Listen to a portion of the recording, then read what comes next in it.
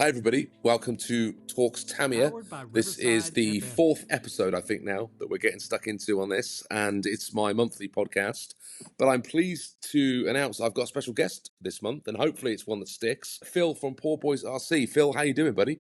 I am doing fantastic. Thanks for having me on, Craig. I appreciate it, brother. That's no problem, man. Welcome to the podcast. Now, this is the Yeah, good to be first here.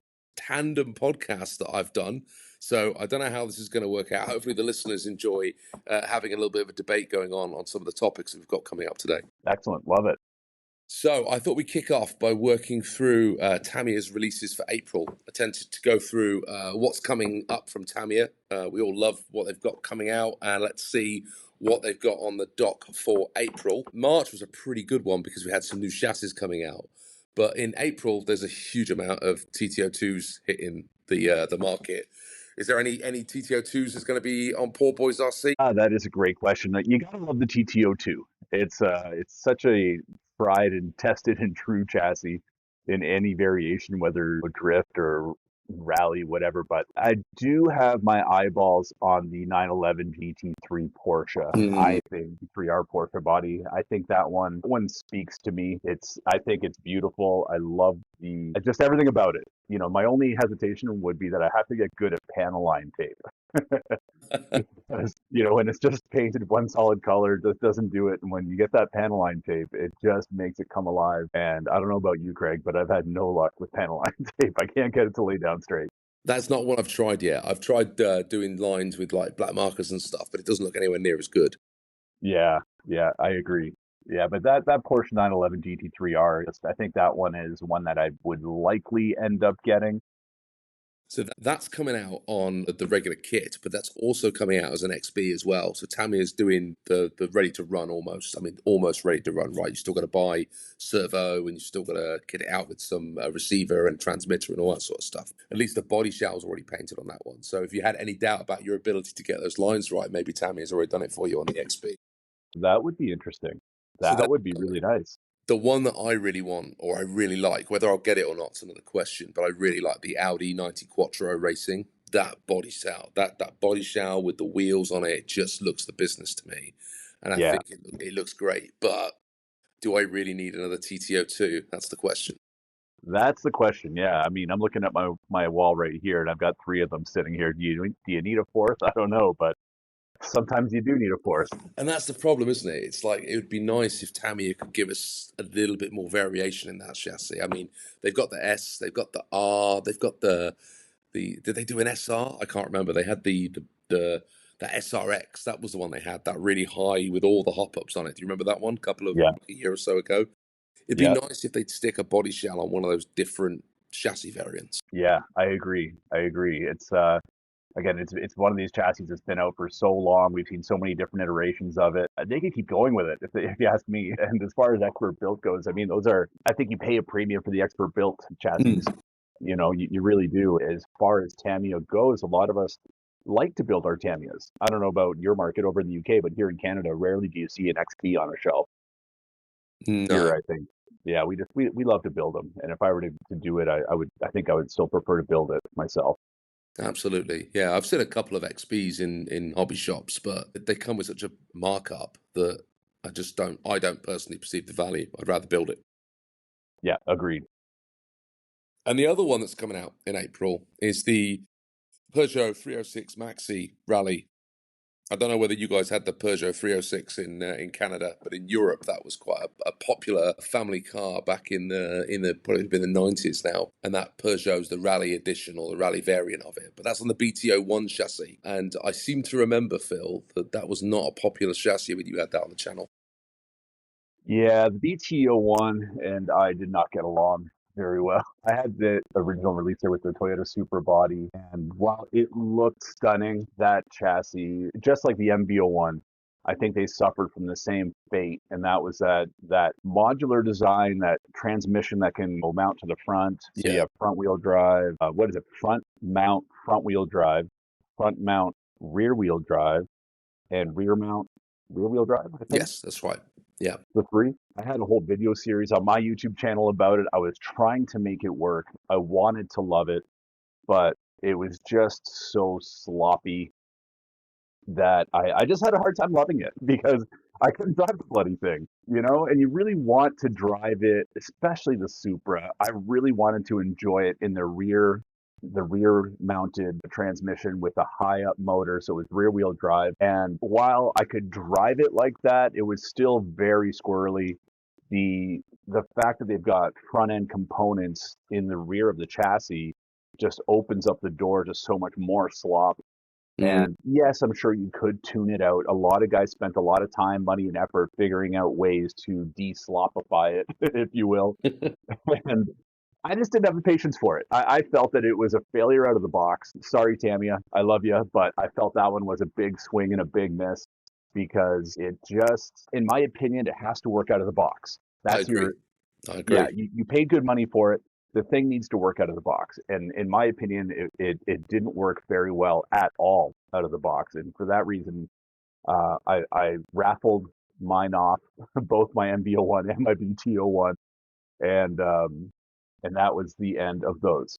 I hope that Tamiya finds a way to refine those models because yeah, I think it'd be such a shame for them to have tried something different and just to have landed on such a miss. And then yeah, we just revert back to as we were talking about before, just endless TTO2 variants and TTO2 chassis being pumped out. I think it'd be a real shame because I do like the fact that that was able to be a rear wheel drive just to fit the particular body shell that you were doing, or a front wheel drive, depending on which car that was trying to replicate. And I like that about the MB one as well. I've not built either of those chassis yet, but I am looking forward to trying them. But I've now got this whole sort of, are they going to really live up to the expectation? Because I've seen so much negativity about them, not just on the channels, but also in the forums. People have been saying they just can't seem to get the cars to do what they want them to do. Yeah, yeah, that struggle is real. The only difference is I'm planning on trying to rally both of those chassis. So I Mm. want to take them both off road. So maybe that slop doesn't become so important when you're dealing with gravel and mud and all that sort of stuff. And then the one hack that you could do, the one thing I'm kind of disappointed in myself that I didn't attempt is to make it into a four-wheel drive chassis. So if Okay. if you were to buy the additional prop shaft and run it that way, then I think, but like you say, if you're going to be rallying it, then I think all of that slop isn't going to matter quite so much.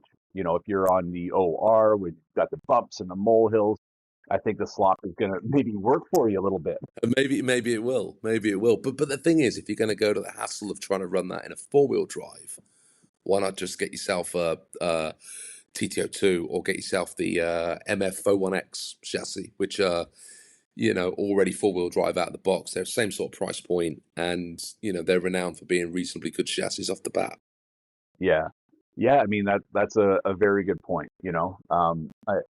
I if I could go back and do it again, I suppose I could, but I would have tried to configure the BT01 in a four-wheel drive just to eliminate every possible configuration and say, hey, look, I tried all of them. But I did a video on the MB01, like a running style video, and Mm. at the beginning it starts off in a skate park. And it's a little bit damp out. There's a little bit of rain on the concrete, and I'm not driving it hard at the park. It's just, it just kind of looked like a fun place to drive it, to be honest. But if you watch that video, you'll see I had it set up in the front wheel drive configuration because with the shorter wheelbase, that was the only way I could really get the thing to do what I wanted it to do and drive semi straight. And you can see the back end skirting around and just fighting me the whole time. It's like there's somebody in the back steering your wheels in unpredictable ways. Just a tug here and a tug there. That's no And good, is it? oh my gosh, it was infuriating driving that chassis. So am I assuming from that you're not going to be rushing out to get the Mini Cooper on the MB01 when that comes out in a couple of months' time? I'll leave that one for you boys in the UK. Everybody over there across the pond seems really excited. You guys love your Mini Coopers, which is great. We didn't see a lot of those out here in Canada. Same with the Peugeot. We don't see a lot of those out here in Canada, so we just don't have a lot of that same connection that you guys have. So I'll leave those ones for you guys to enjoy, Well, and I'll get the Porsche. sounds good. Sounds good. So on top of those April releases, April 2025 releases, Tamiya's also been hitting us with some additional new announcements over the last couple of weeks. And we'll start off with the easy ones because I don't know enough about these chassis. So the M07 and the M08R, which I believe is a front wheel concept chassis and a rear wheel drive concept chassis. And the R is because they've got a load of TRF shocks and additional adjustable components in. Now, though the M07 and M08 chassis, I seem to remember hearing people talking about how much better they were than the M05 and the M06. So I'm sure there'll be a lot of people out there that are really excited that Tamiya are bringing those two R chassis back to the market again. Anything in there or not? Not really one for you. Well, like I said, I saw the releases, I saw the high end components on them, and I kind of dismissed them right away. The M chassis to me have always been a fun, affordable chassis. I used to Yeah, race M05 back in the day. We used to race, some guys would run the M06s. We found the M05 was easier to race on a carpet track, being front right. wheel drive. But that was a fun race class. It was a stock class we used to run back in Edmonton in the early kind of 2011, 2013 kind of timeline. And so once I see the M07-8Rs with some high end components, Tamiya's prices really jump once you start Yeah. adding in aluminum and carbon fiber. And I just don't see as a buyer, it kind of turns me off. And I see kind of a fun kind of spec class buggy with a couple, blingy bits on it that is now $400 instead of $200. To me, it's just a bit of a turnoff, and it just doesn't grab my attention. So I haven't really paid much mind to those two releases. How about you? No, not for me. I mean, I did consider whether one of those two original chassis, the concept chassis, not the R's, would make a fun concept rally chassis to play around with. But I settled on, there are plenty of other rally chassis that you can actually properly rally, and I'd stick with those. So I got the M01 in the end, and I've got that to build at some point that should give me a really comfortable rally chassis to play around with. And I thought that'd be far better than wasting, a couple of £100 on one of these 07 or 08 variants. So not for me. I'm sure there are people out there that are going to lap those chassis coming back up and really appreciate the Tamiya bling. But no, doesn't sound like they're for the OAG or the Poor Boys RC for now. That's right. The other Have you one, built your XM01 yet? no, not yet. No, it's in the box No. still. Okay. The thing is, Phil, there's so much similarities with that chassis to the XVO2. Mm. It is just a slightly smaller wheelbase. All the the diffs are the same. You can put a center diff in it. The drivetrain's all the same. The universals are all the same. There's a lot of similarities. And having already built the XVO2, I thought I'd just give myself a couple of years and say, well, I'll build this later down the track when I'm ready for another new rally car to bring in.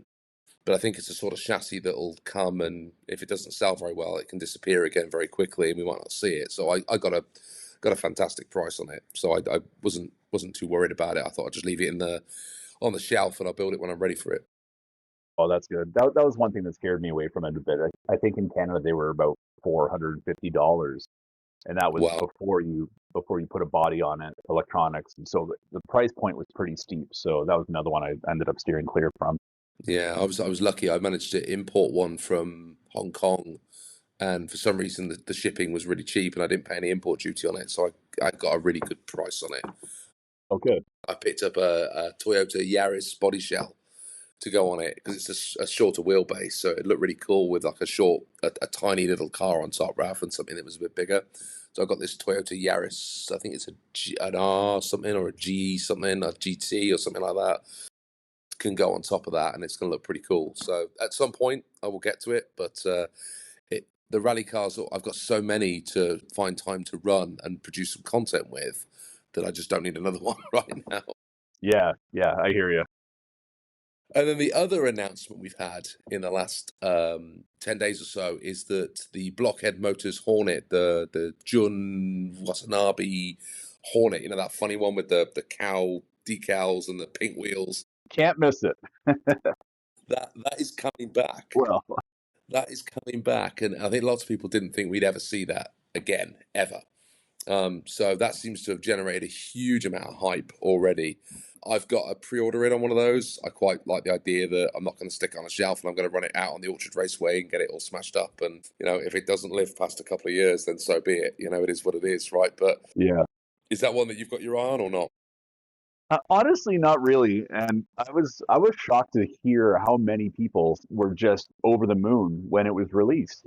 Somebody mentioned it in the Poor Boys Facebook group, and I thought, okay, cool, whatever.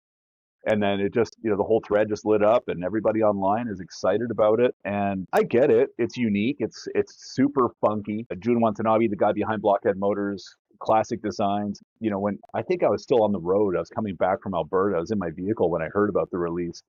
And I thought I heard Blockhead Motors edition Hot Shot or Hornet. So I'm thinking blue and yellow livery with a big number 2 on the side, like a Hot Shot 2 almost. And then it was a Jun Watanabe, the cow print pink Yes. wheel thing. Yeah, you get a pink cow. Like, I don't know, man. I don't get it. It's the more I think about it, the more I think it might be fun just to have on the wall as a discussion Mm, piece. Because I do use my hobby room for entertainment purposes. When people come over, it's somebody inevitably is like, hey, you got to come see this guy's room. And they come in and there's 100 cars on the walls, and it's a really neat experience for guests that come to the house. So absolutely. yeah, so it could serve a purpose that way. But I've driven my Hornets and my Grasshoppers enough. I know what to expect from a driver's experience. It's not much. Yeah. They're fun. Don't get me wrong, they're fun. I mean, that's I like to say, you don't drive a Hornet or a Grasshopper. The Hornet drives you, because it's bouncing around and it's so unpredictable and wacky. That's part of Absolutely the agree with you. Absolutely agree with you. There's no way you controlling those things easily around an off-road track. It does what it wants to do. It goes where it wants to go, and you're just strapped on and in for the ride. Yeah, that's right. That's what makes them so fun. So to have another one that drives like that doesn't, for me, it wouldn't be for the driving experience. It would be to maybe put it on a shelf and use it as a conversation piece. So we'll see. If the price is right, maybe I'll grab one. Yeah. So here in the UK, they're priced at about £130. I can't do the conversion quick enough for my head, but that is about 20% more than a regular Hornet would be, which Yeah, seemed like a reasonable enough uplift in price for me to say, well, I'll get that because it's something different. And I love the Hornet. I think the Hornet's iconic, and I love the sound the gearbox make when those things are skipping across the dirt. They're just that. I love that. yeah, yeah. But to have that one, I think Minio Edgy will like it as well because of the pink tires, the funky design. It's got like Oh a yeah, purple. The whole body shell is purple. The body chassis is purple, and all the arms are purple as well. So there's that difference to it, and she'll enjoy building that and sitting looking at it and putting the stickers on it and all that sort of stuff. So I thought that'd be a good experience. But I do think a lot of those will just sit on shelves forever and a day and be, collector's pieces. And one of the big questions, Phil, when this was announced last week, was is it going to be another run in the same way that the first one was? The first one was a limited edition run. Apparently, there was a certificate in the box that said it was a limited run and it's special edition. And this particular re-release of it has got a regular Tamiya part number. So it's almost mm, like Tamiya's not going to make a big deal about this time. It's not going to be limited run. They're just going to pump out a production run, and that could mean that those first edition ones do hold their value in the market, which I think was what a lot of people was worried about. oh, interesting. I didn't know that. I didn't. It's so funny. Of all the collectible Tamiya kits that would come with a certificate, I wouldn't think that would be one. And I think people do. Some people do buy these things as investments. They buy them to stick them on a Yeah, shelf or stick the box somewhere, and that's part of the hobby. Really, it's the people that run them, there are people that collect them, people that put them on the shelves. And it would be sad for those people that have been hunting original editions of this model. I mean, there was one who popped up on Facebook, not Facebook, eBay the other day, where someone had paid like £550 for a boxed version of the kit in pristine, new in box condition. And if this new release comes in at £130, they must be having such buyer's remorse. But to know they've got that certificate that's not going to be in the new release, that might just save them, which might make them feel okay. yeah. That would be the difference maker. I mean, that would really sting to be the guy that spent 550 pounds right before there's another run of them released. But again, if it's not, if it doesn't have that special little piece of paper, that little collector certificate, that will change the whole ownership experience, the value experience, that'll change everything. That little Yeah, piece of paper is worth a lot. and it might also change how people are feeling about buying this re-release edition of it as well, potentially. Yeah, yeah. So, Yeah, it might open the door just for people to drive them, buy them and well, drive them. You know, if exactly. the value's not quite there and it's not that, it doesn't have that collectible status, then just get them out there, get them dirty, make some running videos with them, have fun with it.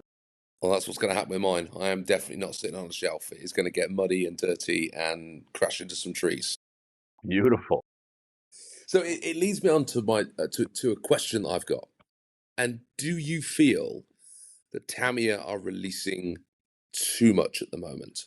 Because we've got all those models that were announced at Nuremberg. They're now dropping the M07R, the M08R, the Hornet.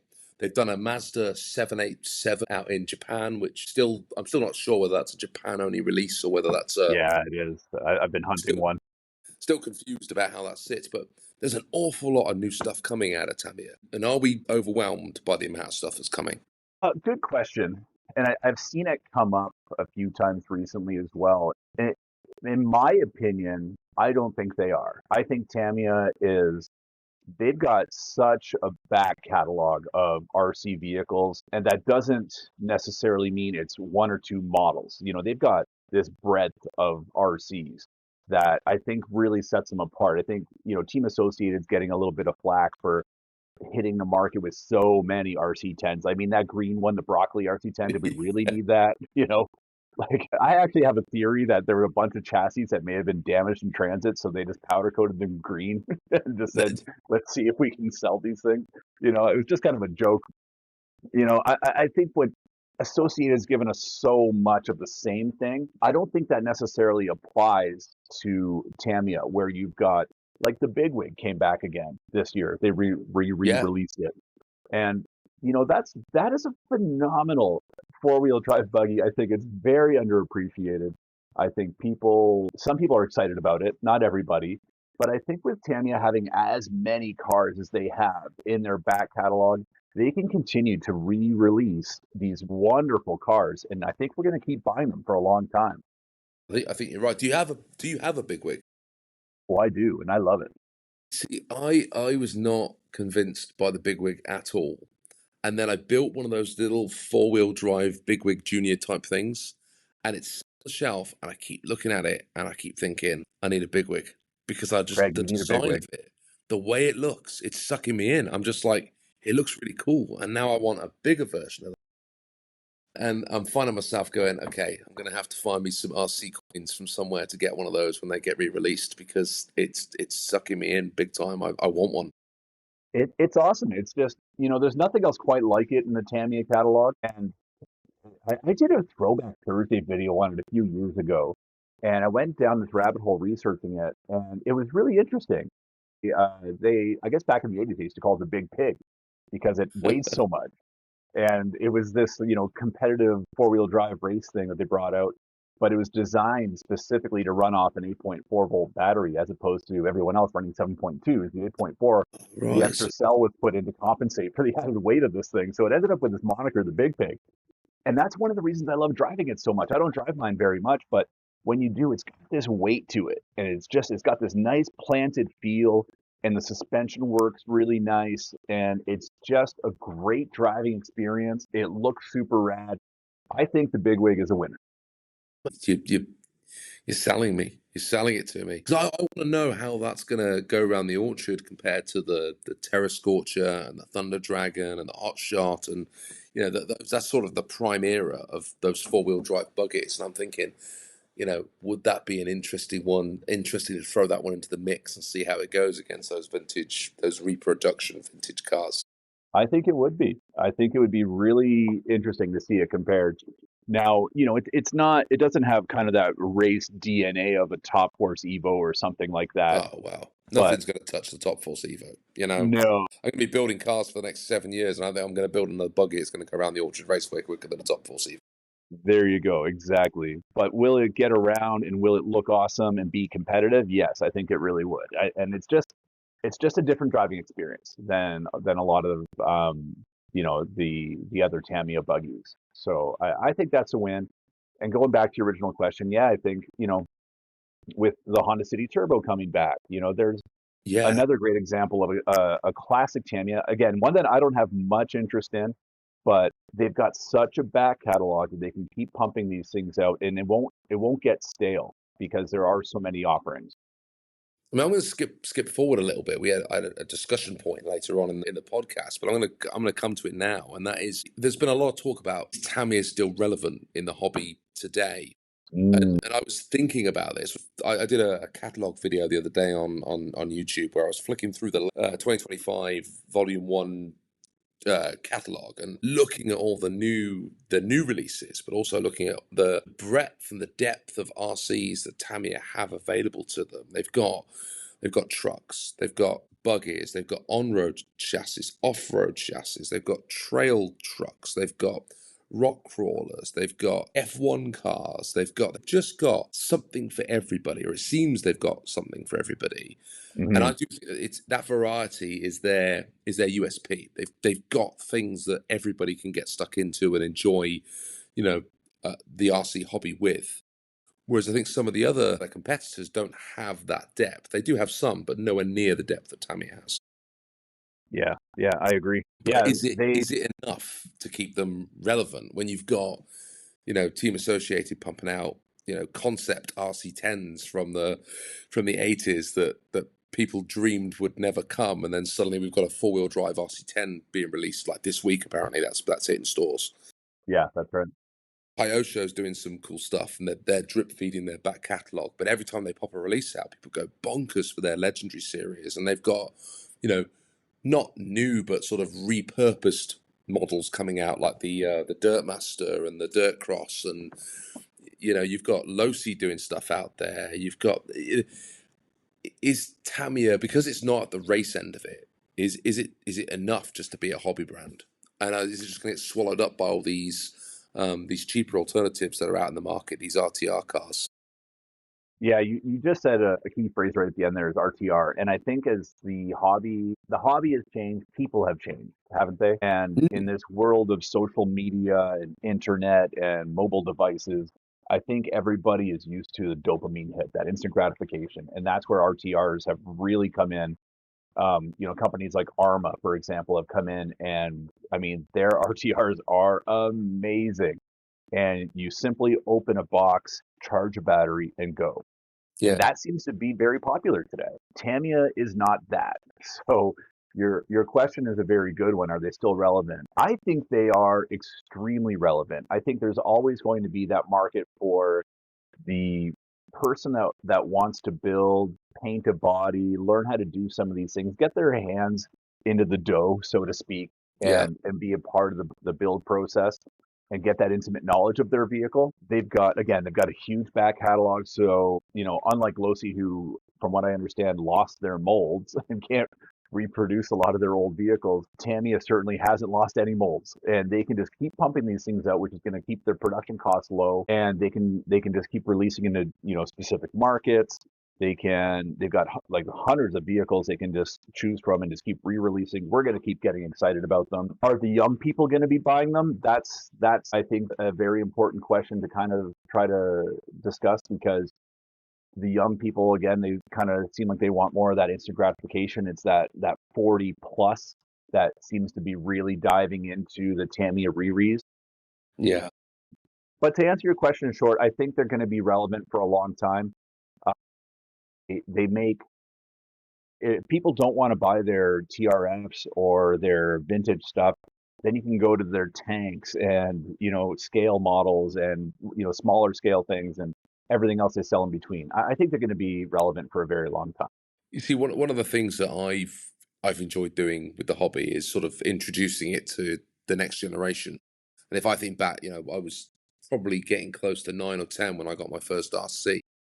And I think lots of people who listen and watch the channel, they know that was a Kyosho Raider was my first RC, and my dad built it for me, so I never got the pleasure of building one, but I got to take it out and thrash it out in the street and run it into curbs and repair it, and find a wood screw to replace the one that fell out, and all that good stuff that we did when we were running our RCs back in the day. And Yeah.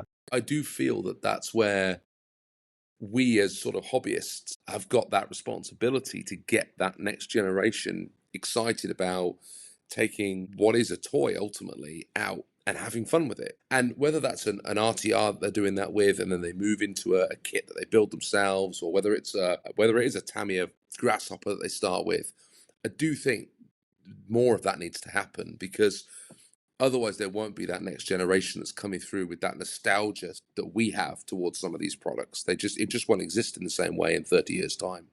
And then, Tamiya that we see today might not be around, because they might not need to do another big wig release, because there'll only be, a couple of crusty 80-year-old guys that are going to remember what a big wig even is. We've just got to get that next generation in. So, I spent an evening or an afternoon into the evening around a friend of ours, and they've got a boy. He's about, I don't know, 10, 11 years old, and he's been really interested in the RCs. And we sat at their dining room table, and I just had a big box of GTO2 parts. And I went round with this huge box, and I just said, look, here's the manual, here's all the parts, let's build a car together. And we sat at this dining room table, we pulled all the old parts out, we found the bits that we needed, and we built up a fully functioning TTO2. I gave him a body shell, I took the controller and a battery at him and said, it's yours, just go and have fun with it. Oh, that's so cool. And the look on his face when he built this thing himself, he likes his Lego, he enjoys building things. I just hope that sparks that little bit. And then he goes and shows his buddies, and they're like, oh, wow, I want one of those. And it starts that sort of little bit somewhere where there's a bit of an interest back into the hobby somewhere that's not. I think the RTRs have got a place, but I also think you need to learn how some of these things go together and how you break them down and put them back up again. I think that's part of the hobby for me. 100%. There's that sense, that kind of almost like a pride of ownership when you put it together yourself, and you know how that differential works. For example, that when you put your pinion gear on, you were kind of worrying if the mesh wasn't quite right, and then you spin it up the first time and you hear that dreaded sound, and you're like, oh, okay, that mesh is not right, and then you learn how to adjust the mesh a little bit, and why you put a piece of paper between a pinion gear and a spur gear. That is just such an integral part of the hobby. And then from there, as a kid, you learn how these things work, and a lot of these cars aren't really that far off of a real car. So then when your vehicle, like your 1/1 scale vehicle that you're driving to work, starts making a clunking sound, you're like, and I don't know, at least that's been my experience. I get the thing up in the air and I wiggle a wheel. I'm like, hey, I think maybe I got a wheel bearing that's bad. Just like my Midnight Pumpkin front bushings that wore out after 5 battery packs, like, okay. And so you start to understand just how things work, mechanically speaking. And I think there's just such value in that versus the buy an RTR, drive it, something breaks, I don't know, put it on Facebook Marketplace and sell it, Yeah. Yeah. Well, I for one hope that Tamiya are around for a lot longer, and I think they will be if they keep putting out new stuff that can attract people back into the hobby. So the thing that I have got at the minute down in the studio waiting to be built is the DTO4, the next gen. And is there. I've opened the box. I've had a sneaky little peek inside, and I'm really excited about. I love the DT chassis. I love the DTO1 for all of its faults. The DTO2 awesome. is just fantastic, absolutely fantastic, and the DTO3 is a constant performer out on my Orchard Raceway series. So I am really excited to see what the DTO4 can do, and I'm even more excited when you open up that pack and you find out that it's got oil-filled shocks in there out of the box.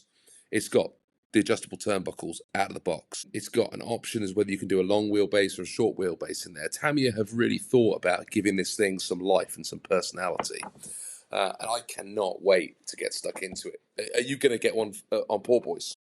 100%. I've got one on order already from actually a colleague that is going to get it from Japan, directly from Japan for me. So this is my first time trying this direct from Japan purchase approach thing. So I'll follow up with you on that, let you know how that goes. But as soon as I saw the DTO4 release, my jaw hit the ground. I loved it. I love the driver figure. Yes. I love the blocky, chunky body panels. Like you said earlier, Craig, the DTO 1, 2, 3s. One segment of Tamiya's lineup that I am very partial to is good value, good performance. Mm. Doesn't have to be a top performer. It doesn't have to be a grasshopper, but somewhere in the middle there. And I think the DTs fit that mold very well. They perform well. They can handle power. They look cool, and they don't break the bank. And I love that about everything about the DTs, and the DT04 certainly falls into that category. Looks cool. It's a new design. Yeah, they're using some old parts, but hey, they're parts that work, like the gearbox, for example. That gearbox is bulletproof, man. I mean, you can run so many things with that gearbox, and it just keeps on. Yeah, And if it breaks, it's cheap to replace. You just buy another one. that's right. Just buy another one, cheap to replace, and it looks cool. You've got some versatility with the wheelbase options. Like you said, adjustable turnbuckles are fixed. I think it's a winner. I'm definitely going to be grabbing one. Yeah, I think that was a home run. I don't think everybody felt that way though. No, In my video that I did when I covered the Nuremberg Toy Fair where it was released, there were a lot of comments where people were saying, "Hey, we're not really into this. We don't like how it looks. It's a bunch of recycled parts. It looks like a toy." That kind of thing. So it was interesting to see the two opposite ends of the spectrum. I get it. And I'm sure that Tamiya will put out a more traditional buggy design on the DTO4 at some point. But we were just talking a minute ago about the next generation, and it's called the next gen. They are clearly aiming this at young Good call. people. Yeah, how did I not put those two things together? It is styled to appeal to a younger audience. Mini OAG saw it and she said, "Oh, that looks really cool. That looks fun." It's designed to appeal to them. It's designed to get them stuck in. I'm sure there'll be a race series for it in Japan that will appeal to the younger people to go out and race these buggies on the tracks. I think it's great. I think it's really fun. I think they've done a really good job with it.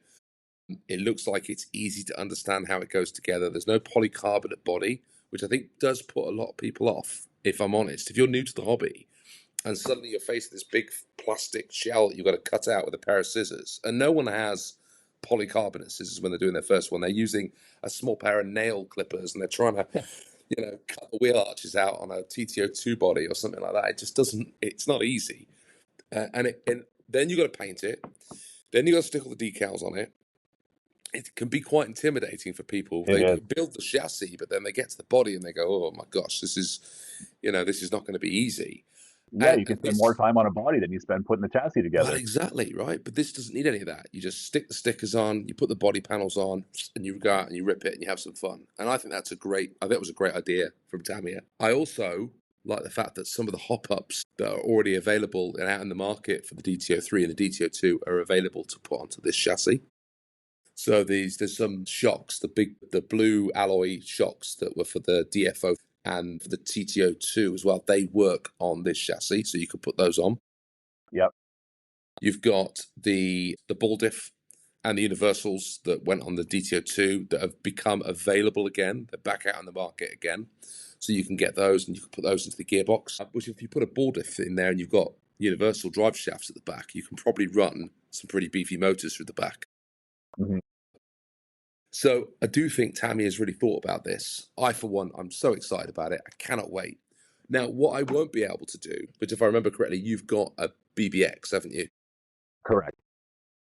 I am so interested to find out whether the BBX gearbox can be bolted into the back of this chassis, because that's what people think. The way the holes are drilled on the chassis at the back, they believe Oh, that the interesting. BBX gearbox can just be, stuck in there with some screws and off you go. And what would be the benefit of that? I guess the BBX Slipper gearbox, clutch. the slipper clutch. Yeah, right off the hop. Yeah, yeah, I got it. So I think that's a more robust gearbox to play around with, and I think it's got a lot more gearing options as well. I believe as well for the BBX. Okay. Yeah, I hadn't even thought of that, but that's a good point. So The BBX is a that's beast. Like it's awesome. So if you could, and it doesn't like the DTO4 has a lot of BBX sort of cosmetic overlap. It does look quite a bit like a BBX, doesn't it? yeah. I've also realised why I like it so much as well, because it sort of looks a little bit like a hot shot as well. Mm, It's got that canopy over it with the bars, and it just yeah, it has me thinking hot shot. When I see it, I thought hot shot. you got me looking at my hot shots right now. I'm just like, yeah, I get it. I see it. Yeah. Oh, So I so love that look. So we're both getting DTO4s. We're both going to run the next gens. I think it's a great idea. Well done, Tamiya. let's have a TTO3 now. Yeah, let's keep this running. Let's keep this going. Yes, there you go. That is something that I think we need to see. The TTO2 again, like I love it. I think everybody loves it. No one's going to say anything negative about a TTO2, but it is time for a revamped version, a TTO3, something. Mm. Please, Tamiya, if you are listening, do not make it super modular like a BT1 or an MV01. Just keep the bloody thing four-wheel drive, okay? We don't need all the bells and whistles. Just make it go straight, Just make it go straight, please. Although the TTO2 doesn't please. go straight either. That sort of No, it veers doesn't. off the Straight road. enough, though. Found Yeah, that out for speed for run, buddy. $200, you can only expect it to go so straight. Absolutely. Absolutely. So we mentioned the hot shot a minute ago, and it brings me to a segment that I've been wanting to do since I started the podcast. And that is every month, I'd love to talk about a hero Tamiya buggy or car, a chassis, something about the hobby for Tamiya that is an icon to us. And I've picked it this month, and I think I'll let you pick maybe next month, but I really wanted to spend a bit of time talking about the Tamiya Hotshot. Now, I idolized that car when I was growing up. When I was flicking through the Tamiya guidebooks, it was the one that I stopped at. It was the one I wanted. I remember circling it every Christmas. That's the one I want, Dad. I want this one, please. If you ever Yeah, get me an RC, I want this one. That was to me what RC cars were. yeah, And I never yeah. got one. And it was so bad that we even got a grasshopper. We sprayed it red, and we got some old hotshot leftover decals that we bought from somewhere or found somewhere and stuck those on a grasshopper and pretended it was a hotshot. That's how bad it got for us. That's amazing. But I now have one in the collection thanks to the RC Elf. He gifted the channel the hotshot, and I'd always wanted one. Oh, And right on. Shout out to the RCL. He's awesome. absolutely, shout out to the RC Elf. And every time I get that RC out, every single time, I am amazed at how well it drives. It jumps flat every time I hit the jump with it. It's always perfect in the air. It always lands perfectly. I never have any issues with that. Everyone talks about the bump steer, and yes, it does have bump steer. Yes, it's not great at going around corners, but it always feels planted. It always feels easy to drive, and it looks so good. Looks And it so good. just screams like icon to me. Yeah, Absolute it is. icon. I could not agree with you more. And I didn't have the same attachment to the Super Shot or the Hot Shot 2, but I can see why people did. I can absolutely see it.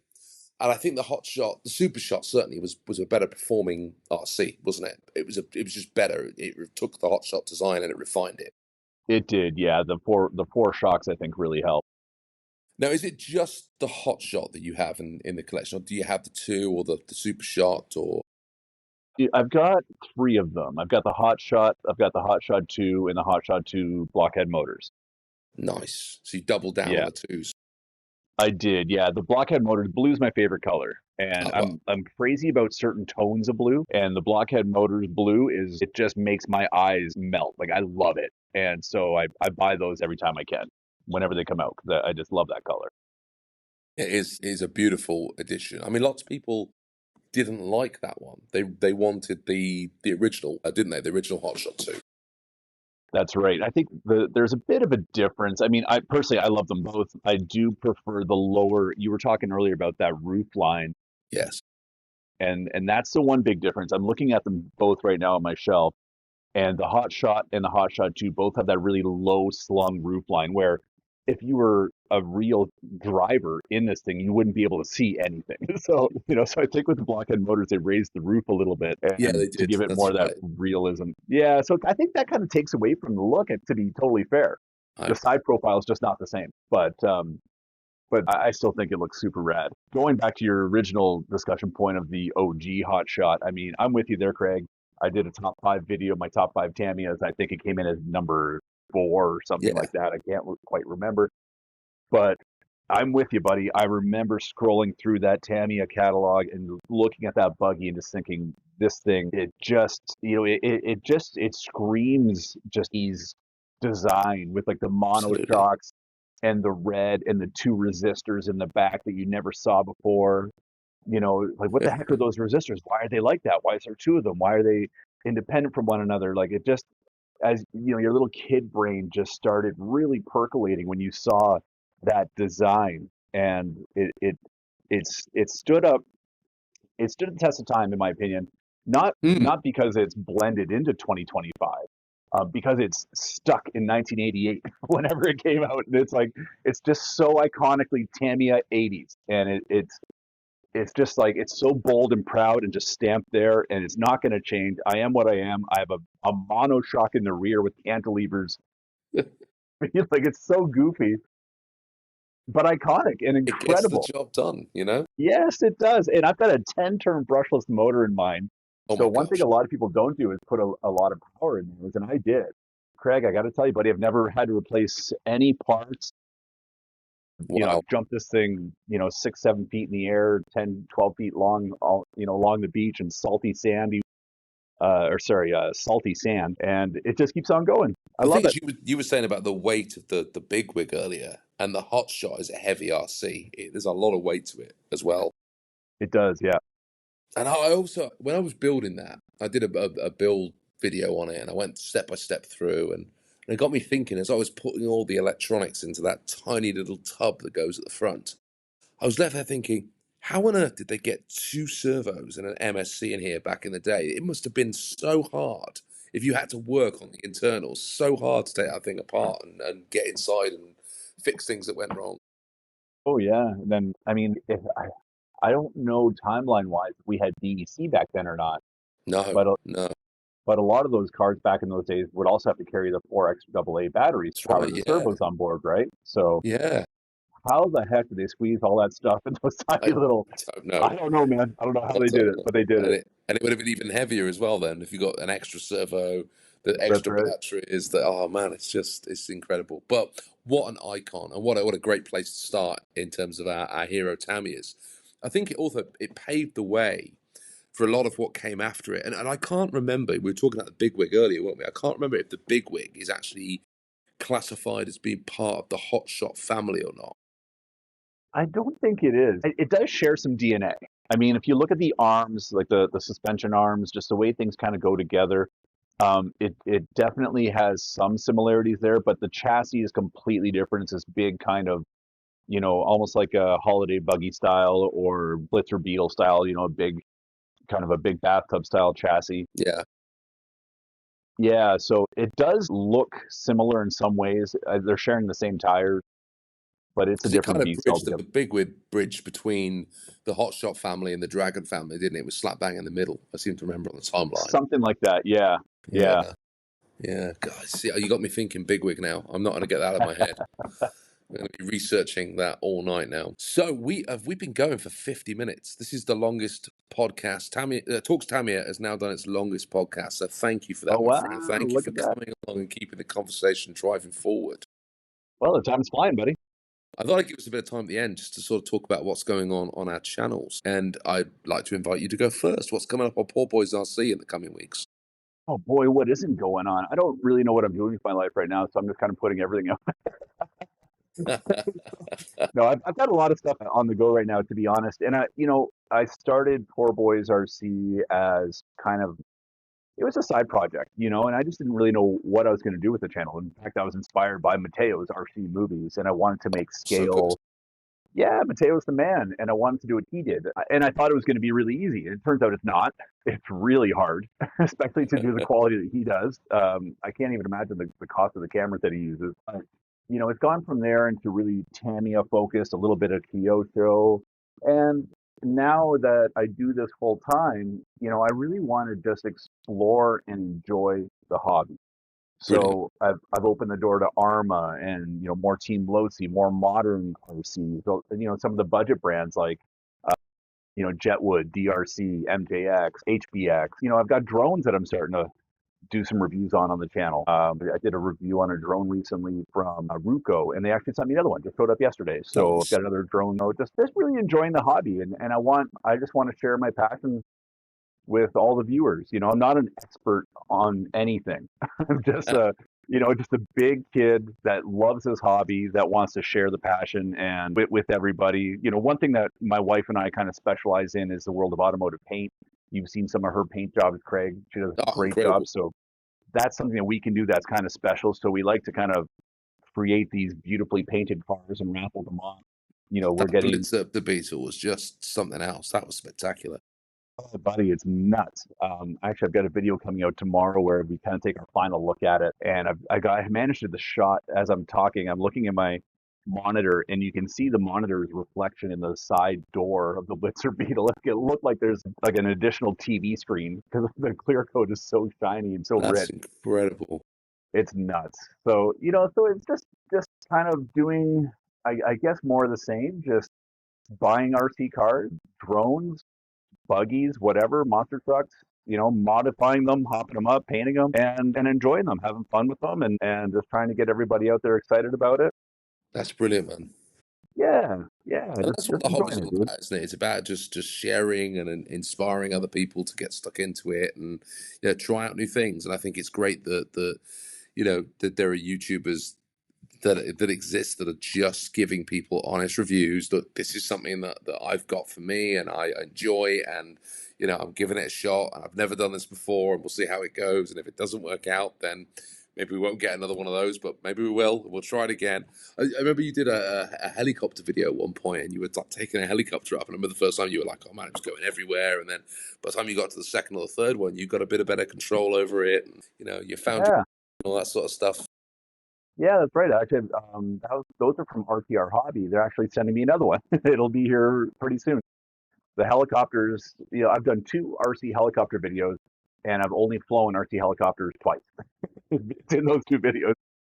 The technology is just so phenomenal these days. It's not like the multi-servo helicopters that are, that we kind of grew up with, that were big, Mm, expensive, high dollar helicopters. Here they're kind of using drone technology. They've got gyros built in with optical flow sensors. So these things can really stabilize themselves very well on their own. amazing. At $100 price point, it's just the bang for the buck is absolutely phenomenal.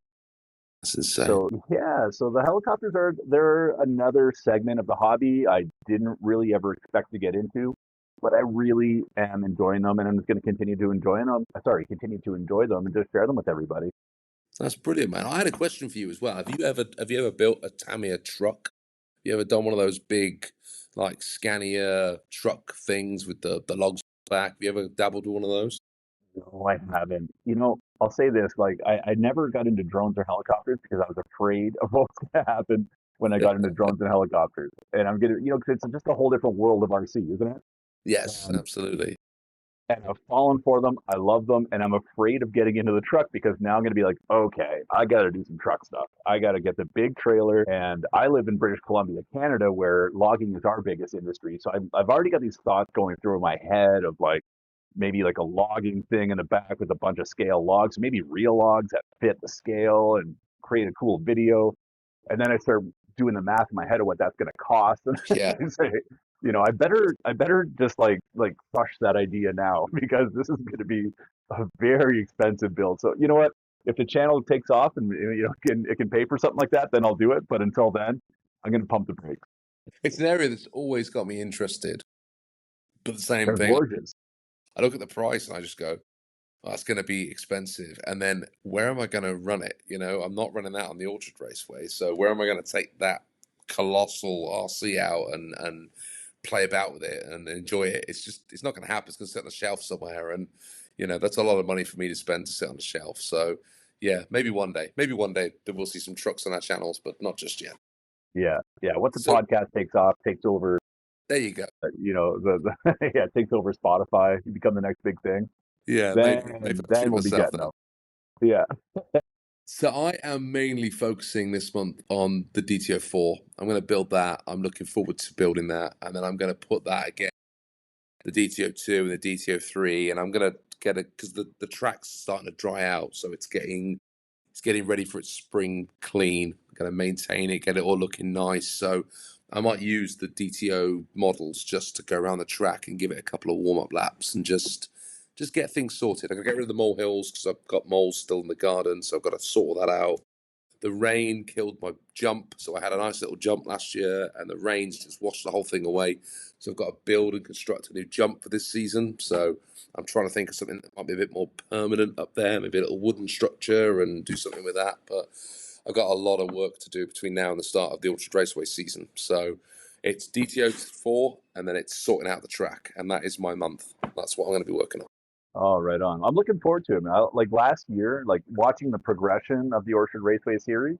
Like last year, it was like I'll tell you, buddy. Like when you were teasing us with when the next video was coming out, like I was getting super excited about it. And you know, I reserved certain RC YouTube channels for the big screen. I call it, like my main television, you Yeah, know. And the OR was always like, okay, I got to sit down, crack a beer, that's and I brilliant. watch it on the big TV. Yeah, I got excited, man. He did a good job of hyping it up a little bit and giving us a little backstory on the cars, and he had some good music going with everything. And it was, and then your voiceover was like, I don't know, like last year had me very excited. So That's really good I'm to just saying, hear. I'm looking forward to this year. It takes a lot of work to do it. It's a huge amount of work to do it. And Oh yes, when I first started, the first season I did, well, actually, I did a sort of pre-season that I did when I first got back into the hobby. And I just took I had five cars or buggies, and I just lapped them up around the track, and I just recorded the times. And it was so simple. That's all I did. And then that became the most attractive thing about the hobby to me is I thought I want to do that, and I want to see, which one of these buggies or really is the best out of the bunch. That the first season was like it was just a league table, and the top three shot out, and that was it. And then the second season, I did this like league round robin, and it was like a knockout, and they knocked each other out, and it trying to keep track of it all was hard enough work. But actually, people loved the head to head. They loved seeing one buggy against another, and then one of them goes through and one of them's gone. That seemed to really, it used to get a lot of views, loads of comments, loads of people really enjoyed it. Then yeah, last season, I broke everything up into those sort of race stables. So everything was grouped together. You had the vintage two-wheel drive and the modern two-wheel drive. And I thought last year, I really enjoyed putting it all together. But it didn't connect with people as much last year as it did that second season, where I had that sort of the threat of any one buggy could get knocked out, even the best one could put a bad lap interesting. and not exist. So I've been sort of toying with how I'm going to set it up for this year and what format to do.